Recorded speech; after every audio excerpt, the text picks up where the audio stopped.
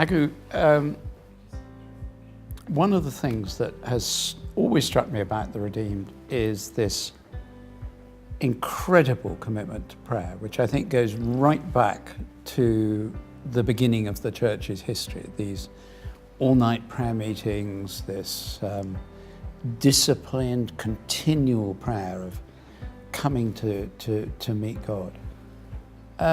When we pray in whichever way we do, Thy kingdom come, what do you think is happening? What do you think the response of God is? Well, I think it's interesting because I just did a study around the theme, does God answer prayers? And I think I was actually probably surprised myself at the overwhelming evidence in the scriptures that God answers prayers. And so I'm encouraging as many people as will listen, and just saying to them, God does answer prayers. When we pray, we're praying to a God who listens and a God who answers. He might not answer it the way we want, but answer it He will. So yeah. I mean, if I pick up that thought, because I think that's really quite an interesting one and a very important one. You know, I get letters from people every year after Thy Kingdom Comes saying, how do I pray for my brother, my son, my daughter, my mother, my husband, my wife? I've been praying for them for years and years, and you know, they still haven't become Christians. What am I doing wrong? What would you say to them? You're not doing anything wrong. Just I'd encourage them to persevere, to hold on, to keep praying, to keep believing.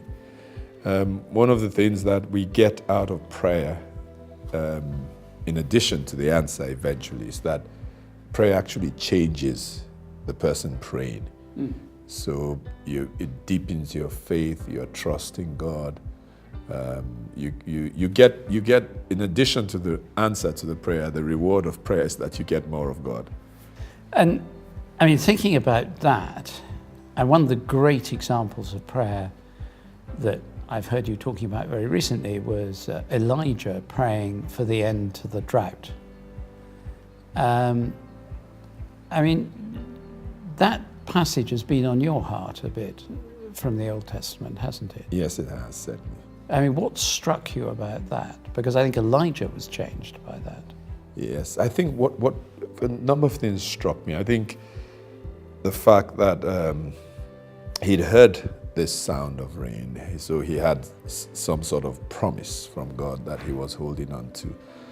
But when he starts praying, the servant goes to look for the sign that the prayer has been answered, which would be the cloud. And the servant comes back 6 times to say there is nothing. And that must have been very demoralizing for the prophet who was believing God. And we go through that in life where we're praying and we're holding on, and the circumstances are saying very loudly there is nothing. This is a waste of time. But I guess the moral in the story is that he just held on and just continued praying. And the 7th time, the servant comes back, and this time he doesn't come back with the same, there is nothing. He comes back to say something is happening on the horizon, which means it's still a distance away, but something is happening. There's a cloud the size of a man's fist that's rising on the horizon. So I think that speaks to us as we pray, especially with Thy Kingdom Come, that we just hold on, we just keep praying, we just believe that at some point God will respond and answer our prayers. I mean, it's fascinating because each of these, I've been talking to a number of Christian leaders, and all the things they've said have been complementary, without adding to one another, without in any sense being preset. I hadn't told you what they'd said, but your message is persevere.